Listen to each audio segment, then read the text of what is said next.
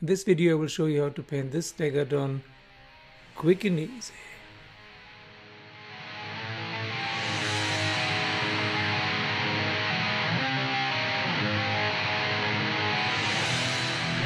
Hello, this is 60 Goblins in one brush with another painting video. I want to paint a Stegadon. I have here one Stegadon that's already built and it was already painted, but I didn't like it. It was in a dark green that I dry brushed step by step in the old classic method, but now I want to try a contrast method with more vibrant colors. I want really to shine, very, very light green and light blue, similar to what I saw in the historic rerolling ones, Seraphon against Skaven. There was one Stegadon I really liked, this one.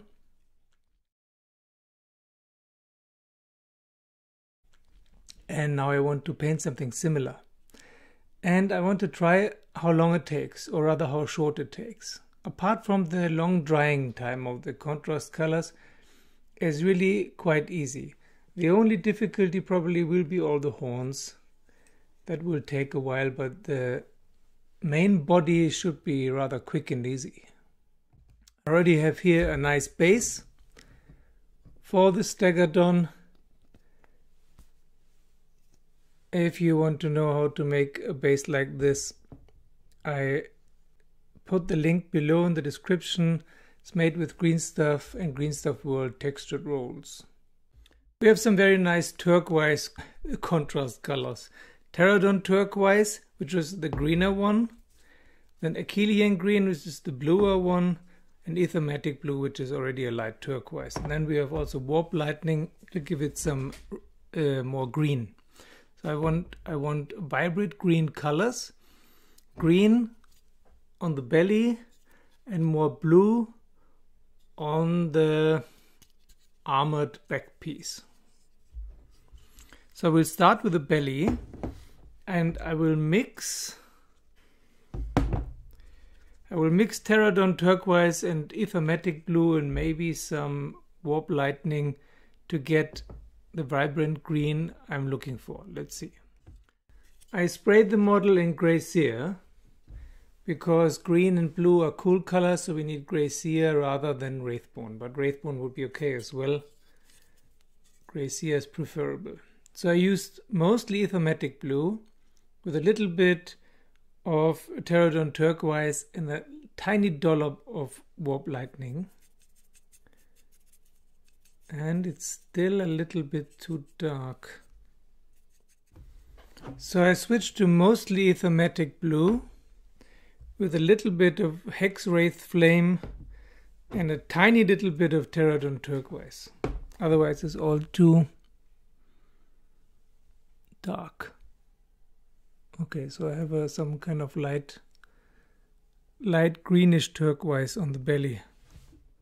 For the back I will use a 50-50 mix of Aethermatic Blue and Akhelian Green, with a little bit of Talassar Blue to give it more pop. So while I'm watching Z Nation, one of my favorite TV shows, 4th season, I applied 2 thin coats of the Aethermatic and Hexwraith Flame on the belly, and Aethermatic and Akhelian Green with a little bit of Talassar Blue on the top. Show you better pictures later. Now it's time to let it dry.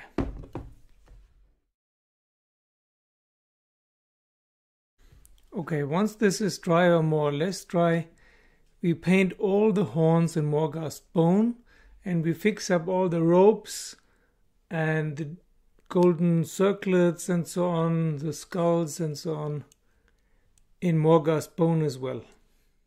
So that's definitely the part that takes the longest, painting everything bone color.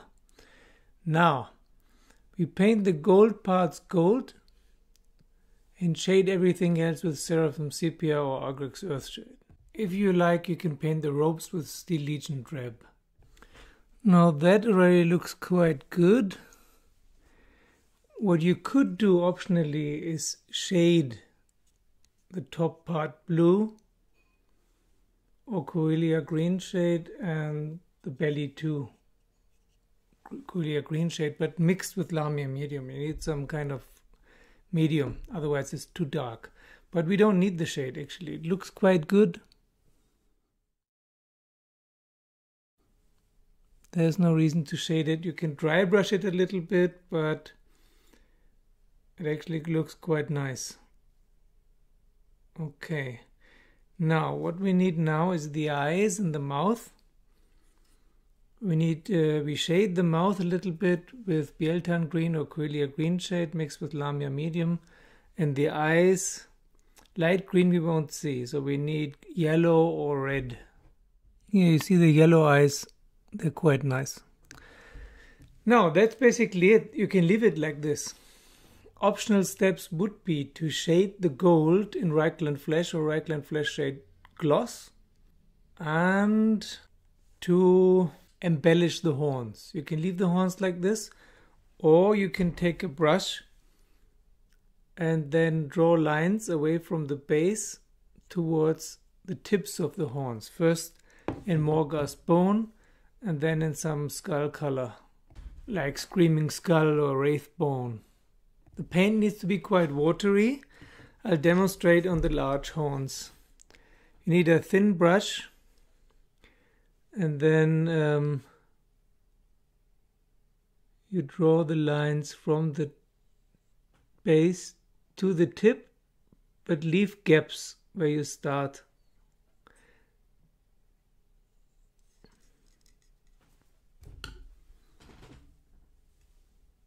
Something like that. Alternatively, you can just paint the edges and the tips of the large horns.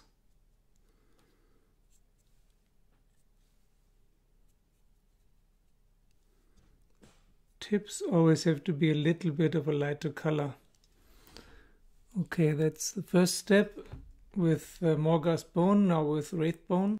The important thing here is the color to have it quite watery and quite a liquid consistence and a little bit diluted with water, so that it's not completely opaque, but it will blend in.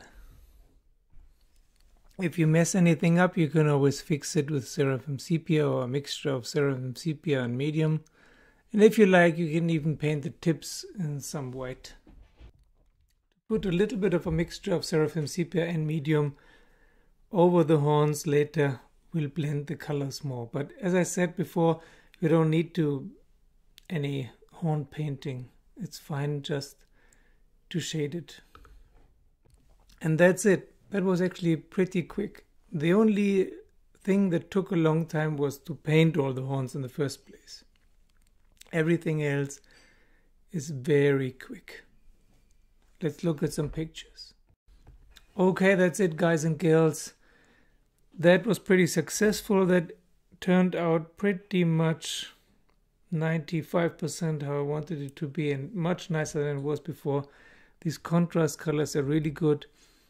As I said in another video, you can always spray the whole model afterwards with Monitorium varnish or paint it with Storm Shield, because if you grab the model, the contrast colors can come off.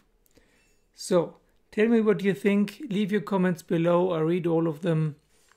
I really want to know what you think and what your experiments and experiences are. Thank you for watching. Thank you for subscribing, and see you very, very soon.